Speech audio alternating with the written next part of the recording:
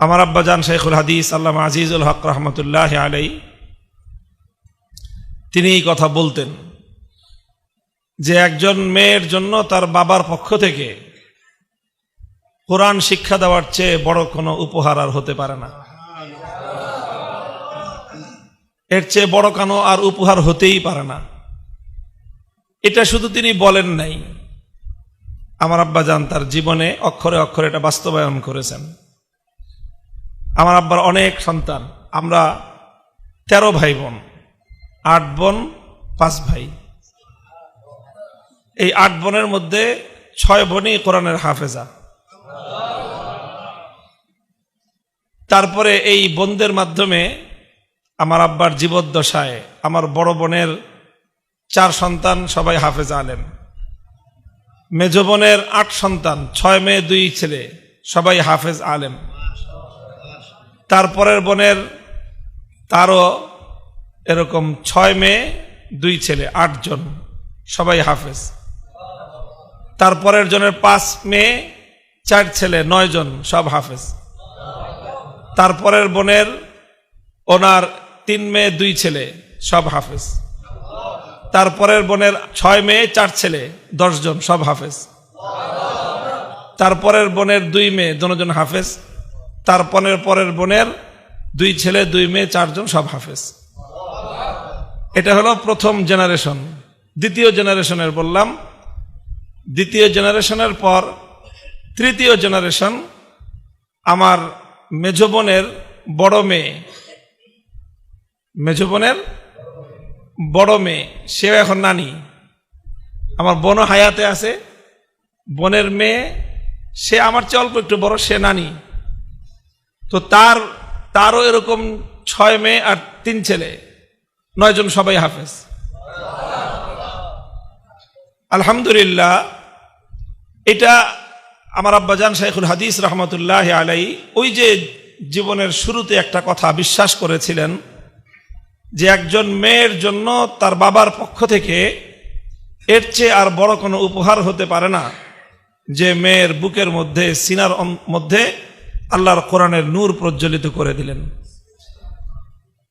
যেই মেয়েটা হাফেজা, যেই মেয়েটা কোরআন শিখেছে, এরকম একটা মেয়ে যদি একটা ঘরে থাকে, একজন হাফেজা মেয়ে মহিলা যদি একটা ঘরে থাকে, তো এমনিতেই তো আলহামদুলিল্লাহ মহিলারা পুরুষদের তুলনায় বেশি ইবাদত গুজার হয়। এটা একেবারেই কমন।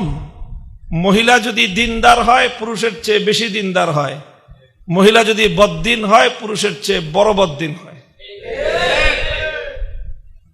লক্ষ্য করে দেখবেন, এখানে মসজিদে মুসল্লিরা আছেন, নামাজিরা আছেন। আমি আপনাদেরকে বলি, যারা নামাজি ভালো, যদি আপনার মিসেস নামাজি হয়ে থাকে, আমি চোখ বন্ধ করে বলে দিতে পারবো আপনার চেয়ে আপনার মিসেস উনি নামাজ বেশি পড়েন, নফল বেশি পড়েন, তিনি কোরআন তেলাওয়াত বেশি করেন। আল্লাহ পাক রব্বুল আলামিন মহিলাদেরকে এমন ভাবে খাজানা বানিয়েছেন। মেয়েরা হলো খাজানা, যদি ভালো হয় ভালোর খাজানা, যদি খারাপ হয় খারাপের খাজানা। যেই ঘর, যেই পরিবার দিনের দিকে অগ্রসর, সেই ঘর এবং সেই পরিবারের পুরুষদের চেয়ে মেয়েরা দিনের দিকে বেশি অগ্রসর হয়। যেই ঘর দিনদার হয়, সেই ঘরের পুরুষের চেয়ে মেয়েরা নফল নামাজ বেশি পড়ে। যেই ঘর দিনদার হয়, সেই ঘরের পুরুষের চেয়ে মহিলারা জিকির আজকার বেশি করে। যেই ঘর দিনদার হয়, সেই ঘরের পুরুষের চেয়ে মহিলারা তেলাওয়াতে কোরআন বেশি করে। যেই ঘর বদ্দিন হয়, সেই ঘরের পুরুষের চেয়ে মহিলারা 1000 গুণ 100 গুণ বেশি দুষ্ট হয়। সেই সমস্ত মহিলারা দেখবেন, যত এই সমস্ত বদ্দিনী, যত সমস্ত বেপরদেগী, যত সমস্ত খারাপ চিন্তা মহিলাদের মাথায় বেশি গিজগিজ করে। পুরুষরা অনেক সময় এই সমস্ত মহিলাদের কারণে একটু ভালো হইতে চাইলেও পারে না। টেলিভিশন কিনবে, পুরুষের না হইলেও চলে, বদ্দিন মহিলা টেলিভিশন না হইলে চলবে না। পুরুষের কোন রকম টেলিভিশন হইলেও চলে, সাদা কালো, বদ্দিন মহিলা হলে রঙিন টেলিভিশন ছাড়া তার চলবে না। পুরুষের 24 ইঞ্চি হইলেই চলে, বদ্দিন যদি হয় মহিলা তার 48 ইঞ্চির কমে হবে না। একেবারে বাস্তব পরীক্ষিত আমার কথা আমি বলতেছি, আপনারা সবাই পরীক্ষা করে দেখেন নিজেদের সাথে। মোহতারাম হাজিরিন, এই জন্য যদি কেউ চিন্তা করেন, সিদ্ধান্ত নেন যে আলহামদুলিল্লাহ আল্লাহ পাক দ্বীনের মধ্যে শান্তি রেখেছেন, সুখ রেখেছেন, তাহলে একটা মেয়েকে যদি কেউ দিনদার বানাতে পারেন, আল্লাহ পাক রব্বুল আলামিন মহিলাদের মধ্যে এক আশ্চর্য ক্ষমতা দিয়েছেন। আশ্চর্য ক্ষমতা, সেটা হলো অন্যকে প্রভাবিত করার ক্ষমতা। রাসূল আকরাম সাল্লাল্লাহু আলাইহি ওয়াসাল্লাম নিজে আশ্চর্যান্বিত হয়ে বলছেন, মা রাআইতু মিন নাকিসাতি আকলিন ওয়া দীনিন আযহাবা লিলুব্বির রাজুলিল হাজিমি মিন ইহদাকুন। যে অনেক শিক্ষিত, বুদ্ধিমান, প্রভাবশালী পুরুষ মানুষ একজন মহিলার হাতে এমন ভাবে সে নাকাল হয় যে মনে হয় তার নাকের মধ্যে রশি বেঁধে ঘুরাইতেছে। নবীজি বলেন যে একজন সাধারণ মহিলা একজন পুরুষ মানুষকে যেইভাবে নিয়ন্ত্রণ করতে পারে, অথচ নিজে দুর্বল। মহিলাদের স্বাভাবিকভাবে পুরুষের তুলনায় মহিলাদের বুদ্ধি কম, পুরুষের তুলনায় মহিলাদের ধৈর্য কম, পুরুষের তুলনায় মহিলাদের শক্তি কম, সব দিক থেকে তারা দুর্বল, কিন্তু একটা দিক থেকে তারা সবল। সেটা হলো 10 জন পুরুষ মানুষ মিলে একজন মহিলাকে নিয়ন্ত্রণ করা, প্রভাবিত করাটা যত সহজ, এক মহিলা 10 জন পুরুষকে নাকানি চুবানি খাওয়ায় নাকাল বানায় ছাড়বে। এটা আল্লাহ পাকের ফিতরাত, সৃষ্টি।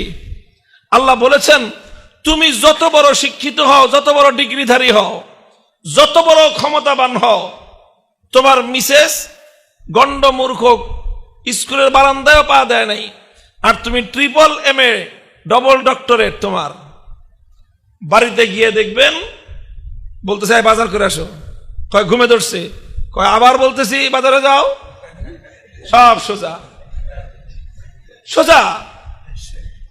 আরে বড় বড় অফিসার, তার মিসেস পড়াশোনা করে নাই, মেট্রিক পাস, বাজারের ব্যাগ 3টা ধরা দিছে, পিছনে পিছনে হাঁটতেছে, পিছনে পিছনে হাঁটতেছে, মার্কেটিং করতেছে ম্যাডাম, আর পিছনে পিছনে এমন ভাবে হাঁটতে থাকে মনে হয় যে তার পিছনে তার গোলাম আর চাকর ঘুরতেছে। এটা আমার কথা না, এটা আল্লাহর নবীর কথা, যে তোমরা নিজেরা, মহিলাদেরকে আল্লাহর নবী লক্ষ্য করে বলেছেন যে তোমরা তো নাকিসাতুল আকল, তোমাদেরকে আল্লাহ পাক আকল কম দিয়েছেন, কিন্তু পুরুষদেরকে প্রভাবিত করার মতো, পুরুষদেরকে নিয়ন্ত্রণ করার ক্ষমতা আল্লাহ পাক মহিলাদেরকে যেমন দিয়েছেন, পৃথিবীতে এর কোনো দৃষ্টান্ত নাই।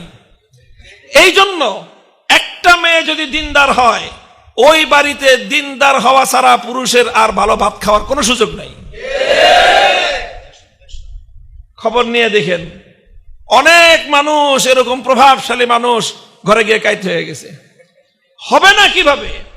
ফজরের সময় ঘুম থেকে ঠেলে উঠায় দেয়, যাও মসজিদে যাও। কয়দিন মসজিদে না গিয়ে পারবেন আপনি? নামাজ পড়তে মনে চায় না, ঘর থেকে বাইরে বেরিয়ে ঘুরবেন, কয়েকদিন পরে চিন্তা করবেন যে দূর, এই বাইরে ঘুরে ঘুরে মশার কামড় খাওয়াচ্ছে, মসজিদে গিয়ে নামাজ পড়ে আসি। মহিলা যদি সোজা হয়ে যায়, এক মহিলার মাধ্যমে একটা পরিবার সোজা হয়ে যায়, এক মহিলার মাধ্যমে একটা সমাজ সোজা হয়ে যায়। এই জন্য মহিলাদের দ্বীনি তালিমের বিষয়টা অনেক জরুরি এবং অনেক গুরুত্বপূর্ণ। এই জন্য আমি আপনাদেরকে বলবো, মেয়েদেরকে কোরআন শিখান, কোরআনের হাফেজা বানান আপনারা। আমাদের সমাজে একটা ভুল ধারণা আছে। ভুল ধারণাটা হলো মেয়েরা কোরআন হেফজ ইয়াদ রাখতে পারে না। এটা একটা বাজে এবং ফালতু কথা। মেয়েরা কেন হেফজ ইয়াদ রাখতে পারবে না বলেন? মেয়েদের ইবাদত করার স্বভাব বেশি, তিলাওয়াত করার স্বভাব বেশি। আমি যদি একজন একজন করে নাম ধরে বলি, কেউ অস্বীকার করতে পারবে না। আইয়ুবী সাহেব যেই পরিমাণ তেলাওয়াত করে, ওনার আহলিয়া কম পক্ষে 5 গুণ বেশি তেলাওয়াত করে। আমি যদি কসম খেয়ে বলি, উনি অস্বীকার করতে পারবে না। এই যে হামিদি সাহেব, মুস্তাকিম বিল্লাহ হামিদি সাহেব পাগড়ি মাথায় দিয়ে বসে আছে, আমি চ্যালেঞ্জ করে বললাম, ওনার চেয়ে ওনার বিবি কমপক্ষে 3 গুণ 4 গুণ বেশি কোরআন তেলাওয়াত করে। এই যে উনি বসে আছে, খবর নিয়ে দেখেন, ইনি বসে আছে, খবর নিয়ে দেখেন। প্রত্যেকের ঘরে আলহামদুলিল্লাহ যারা দিনদার হয় তাদের চেয়ে তাদের ঘরের মধ্যে মহিলারা বেশি দিনদার হয়, ইবাদত গুজার বেশি হয়, তেলাওয়াত বেশি করে। আমার আহলিয়া, আমার বিবি, আমি যখন বিয়ে করছি উনি তা আমার শ্বশুর হলো আবার আর্মি অফিসার। তো বিয়ের পরে যখন আমাদের বাড়িতে আসলো, এসে দেখে সব হাফেজ। উনি তো কিছু দিন স্কুলে পড়াশোনা করে আসছিলেন, এসে দেখে বাসার সব হাফেজ। এখন এত হাফেজের ভিতরে থেকে নিজেকে সে খুব অসহায় মনে করতেছে। পরে সে নিজে হেফজ শুরু করলো, তারপরে সন্তান গর্ভে ধারণ করলো, সন্তান লালন পালন করলো, এর ভিতর দিয়ে সে নিজে কোরআনের হাফেজ হয়ে গেল। প্রতি বছর যখন রমজান আসে আমাদের বাসার প্রত্যেক ঘরে ঘরে তারাবিহের নামাজ আদায় করে মেয়েরা, এবং প্রত্যেকটা রুমে রুমে কোরআনের খতম হয়।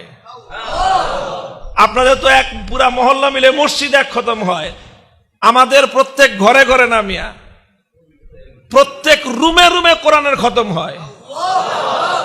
আমার রুমে আমার 2 ছেলে হাফেজ, ওদেরকে নিয়ে আমি এক রুমে খতম পড়ি, আমার মিসেস হাফেজা উনি আরেক রুমে খতম পড়েন। আমার পাশের ফ্ল্যাটে মাহফুজুল হক সাহেব আমার বড় ভাই, ওনার 3 মেয়ে হাফেজা, ওনার বিবি হাফেজা, 4 জন, ওনার রুম হলো 3টা, পরে এক রুমে ডবল জামাত পড়তে হয়। অর্থাৎ প্রত্যেক রুমে রুমে শুধু জামাই খতম না, এক রুমে ডবল খতম হয়। শেখুল হাদিস রহমতুল্লাহ আলাইহি আমার আব্বা জানে বাগান সাজা। আপনাদেরকে গল্প কেন বলতেছি? গল্প এজন্য বলতেছি হিম্মত করেন মেয়েদেরকে কোরআন মুখস্থ করানো, মেয়েদেরকে হাফেজা বানানো, মেয়েদেরকে দ্বীন শিখানো, এর চেয়ে আপনি আপনার মেয়েকে আর বড় কোনো উপহার দিতে পারেন না। আপনি আপনার মেয়েকে যদি হাফেজা বানায় দেন, লক্ষ কোটি টাকার এই ফ্ল্যাট প্লট আর বিশাল বিশাল সম্পদ দেওয়ার চেয়ে আপনি তাকে বড় সম্পদশালী বানায় দিলেন। আমার এক বোন মদিনা শরীফে ছিলেন 35 বছর, সারা দুনিয়া জুড়ে এখন তার ছাত্র। পাকিস্তানের তকি উসমানী সাহেব ভাগিনা, রফি উসমানী সাহেব ভাগিনা, সব আমার বোনের ছাত্র। দেওবন্দের মাদানী খানদানের অনেক বড় বড় আলেম, সারা দুনিয়া ব্যাপী প্রসিদ্ধ আলেম আমার বোনের বাড়িতে আসলে খালাজি খালাজি কয়ে ওই বাড়ির সামনে বসে থাকে, এখনো ডরায় যে ওস্তাদ। ছাত্র বড় বড় সারা দুনিয়া ব্যাপী তার ছাত্র দিয়ে ছড়ায় গেছে। কোরআনের হিফজ আল্লাহ পাক রব্বুল আলামিন এটাকে মনে হয় যে পুরুষদের চেয়ে মেয়েদের জন্য এটা অনেক বেশি উপকারী হয়। কারণ যেই ঘরে হাফেজা মেয়ে থাকে ওই ঘরে কোরআনের তেলাওয়াত অনেক বেশি হয়। পুরুষরা তো ঘরে কম থাকে, মহিলারা ঘরে বেশি থাকে।